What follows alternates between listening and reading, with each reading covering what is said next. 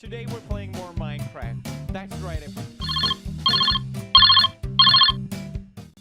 Hola Camila. Hola Daniela, ¿cómo estáis? Hola Precu. No he podido seguir con la tarea que nos envió la profe. Si querís te puedo ayudar, a mí también me complica algo. Pero envíame el trabajo por email y veo cómo ayudarte. No es eso. Yo de loca comiendo mamón. Se me cayó en la compu y las teclas ya no funcionan. Yo de toche como siempre. Pucha Dani, qué penca. Pero yo creo que tengo un teclado que te puedo prestar. Pero primero respóndeme esto. ¿Qué significa para ti mamón? Para mí supongo es una cosa muy distinta. Chama, es una fruta como de color verde por fuera y con salmón por dentro. No me vaya a malentender. Ah, ya entiendo. Pero tranqui. ¿Te parece como a las 5 te paso a dejar el teclado? Más fino, oye, sí, dale. Dale, entonces hablamos. Pues bien, nos vemos más tarde. ¿Alguna vez has sido una Camila o una Daniela? Pues déjame decirte que yo sí, y muchas veces. Porque por lo menos aquí en Chile, y específicamente en mi ciudad Antofagasta, han venido a vivir muchos extranjeros de distintas partes de Latinoamérica. Por lo que es bastante frecuente que se produzcan estas malinterpretaciones. Por ejemplo, de mamón no es el mismo que en Venezuela esta palabra significa una fruta, que en Chile, que significa un hombre bastante dependiente a su mamá. Hablando con mi vecina, que es venezolana, me contaba acerca de bastantes palabras que ambos países ocupan, pero significan cosas muy distintas. ¿Te has preguntado por qué sucede esto? ¿Por qué una misma palabra, dependiendo del lugar en que esté situado en el mundo, puede significar cosas tan distintas? Pues déjame explicarte. Si bien el idioma que se habla en toda Latinoamérica es el español, cada país posee su propia lengua. De esto se saca que la palabra cambur es perteneciente a la lengua venezolana y que en la lengua chilena estemos hablando de la misma fruta, pero nos referimos a plátano. Eso sí, dentro de un mismo país pueden haber distintas lenguas, o más específicamente hablando, dialectos. Me refiero a que, por lo menos aquí en Chile, los nortinos no hablan igual que las personas del sur de Chile. Se dice de que ellos hablan más cantadito y ocupamos distintas palabras para referirnos a la misma cosa. Entonces, recapitulando y para dejar claro qué significa el término lengua, podríamos decir que es un medio por el cual toda una comunidad, por ejemplo la comunidad venezolana o chilena, es capaz de comunicarse entre sí, entendiendo perfectamente a lo que se refiere el otro, y a su vez otorgándole identidad. Y en este punto de identidad quisiera parar un poco y te hago la pregunta: ¿qué es para ti la identidad chilena o la identidad venezolana? ¿Qué es lo que nos hace distintos a los demás países de Latinoamérica o del mundo? En el temario de identidad abarcamos distintos factores que engloban a toda una comunidad, encasillándola ya sea en gustos, cultura, historia en común, lugar geográfico específico, comportamientos, estilos de vida, etc. Por eso es que es tan difícil llegar a una sola respuesta en lo que respecta a esas preguntas. Pero para responderlas podríamos empezar con otra pregunta, que es un tanto más sencilla, ya que si queremos entender completamente algo, es decir, de por qué algo se comporta de la manera que se comporta en la actualidad, tenemos que remontarnos a sus cimientos. Entonces nos preguntamos, ¿cómo se creó la lengua chilena? ¿Cómo surgió? Y por si no lo sabías, déjame contarte que existe toda una teoría acerca de esto. Esta es la teoría andaluza. Se dice de que la mayoría de españoles que vinieron a poblar América eran andaluces. Entonces, muchas de las formas en las que ellos hablaban las adoptamos. Dentro de ellas están la aspiración a la S, porque nosotros los chilenos, al decir las manos, no decimos las manos, decimos las manos. Cosa que, si te fijas, los andaluces también hacen hoy en día y, a mi parecer, lo tienen mucho más marcado. Otra cosa es que los españoles que venían a poblar América eran en su mayoría de clase baja. Y una cosa que los españoles de clase baja tenían en su lengua coloquial era omitir la D. Porque nosotros, en vez de decir comida salada, decimos comida salá. Y en vez de decir bebida, decimos la bebía. Y así.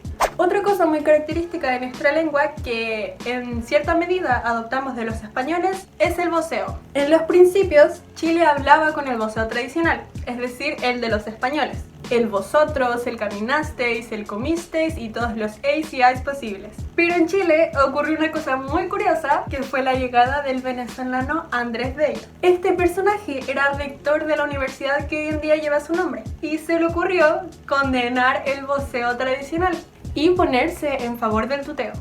Y tú te preguntarás, ¿qué fue lo que pasó? ¿A quién le hicimos caso? A ninguno. Nosotros los chilenos ocupamos tanto el voceo y el tuteo en nuestras conversaciones, por lo menos informales. Porque, contrario al tuteo, cuando el chileno ocupa su voceo, es normalmente en ambientes informales. Y para aclarar, nosotros no ocupamos el voceo tradicional. Nuestro voceo es más bien denominado voceo chileno. Ocupamos normalmente en los verbos el voceo y cuando nos queremos referir a una persona, ocupamos el tuteo. Me explico. El voceo chileno sería el caminai, el viví, el bebíai, el caminabais, etc.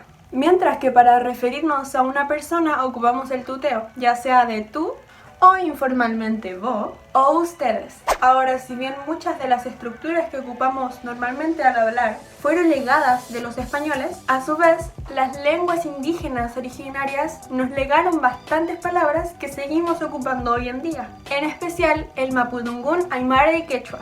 Una palabra muy ocupada aquí es pololo. Aquí es bastante raro escuchar a alguien referirse a su pareja como su novio. Y esta palabra, pololo, proviene del mapudungún pululún. Y por dar otro ejemplo, nosotros los chilenos le decimos guaguas a los bebés. Y esta palabra proviene del quechua. Por esto mismo se dice de que muchos de los chilenos andamos inventando palabras de la nada. Pero en realidad, cada palabra tiene su origen propio y una historia detrás, aun si no ha sido completamente descubierta. Entonces, antes de decir que somos un país que habla mal, los invito a culturizarse un poco. No, ya, pero hablando seriamente, estos serían los cimientos de casi todo nuestro vocabulario como lengua chilena. Pero para explicar a cómo se llegó a lo que es hoy la lengua chilena, nos estamos saltando un factor que es bastante importante que se ha dado en las últimas décadas. Y si eres atento, probablemente lo notaste en la conversación de Camila y Daniela. Pero envíame el trabajo por email. Como bien hemos entendido, o por lo menos eso espero, la lengua no es algo estacionario, no es algo fijo que tendremos hasta el fin de nuestros días. Las lenguas cambian tanto como una comunidad lo haga. Es decir, que una lengua evoluciona. Pero, ¿se imaginan un cambio tal que haya hecho que todas las lenguas, o casi todas, del mundo hayan cambiado o evolucionado? Señoras y señores, les presento a la globalización. La globalización marcó un antes y un después en la cultura y economía mundial. Un antes y un después en la historia de la humanidad como la conocemos. Dentro del globo se sabe que existen distintos continentes que están separados por distancias gigantescas y océanos. Y a su vez, dentro de estos mismos continentes existen subdivisiones en las que existen diferentes naciones, cada una con su cultura, características, costumbres, comercio propio, etc. Si bien en un mundo antiguo llevar un mensaje de la reina de Inglaterra al venezolano Andrés Bello hubiera llevado meses o años, en nuestra actualidad un mensaje enviado por la reina de Inglaterra al venezolano Andrés Bello vía WhatsApp llegaría casi al instante, claramente dependiendo de la compañía de internet que tenga, pero lo importante que quiero que internalicen, porque no muchos de nosotros entendemos lo que realmente implica que un mensaje de un amigo de otro país, o una historia de Instagram de un estadounidense, o un video de YouTube de un español, cruza distancias gigantescas para llegar a tus manos en un solo clic. Imagínense llevar un mensaje importantísimo de Australia a Chile antes del Wi-Fi. Tendría que cruzar todo un océano. Entonces, entendiendo esto y el factor de que la lengua es algo que muta constantemente, se entiende que nunca en la historia de la humanidad la lengua ha tenido la posibilidad de cambiar y mutar en tan solo cuestión de décadas. Se necesitan 1 millón de palabras para definir los cambios y conceptos que se evidenciaron desde el siglo XX con este proceso de la globalización. Y si te has fijado, muchas de estas palabras provienen del inglés u otros idiomas, lo que produjo que la lengua chilena mutara una vez más rotundamente. Y no solo la lengua chilena, sino que la del mundo completo. Un ejemplo bastante evidente de la influencia de la globalización puede ser visto cada vez más en las nuevas generaciones. Estas generaciones son las más conectadas a redes sociales y al mundo. De repente vais caminando por los pasillos de tu colegio y escucháis a un niño chico de decir, wey, y tú te quedas, no mami.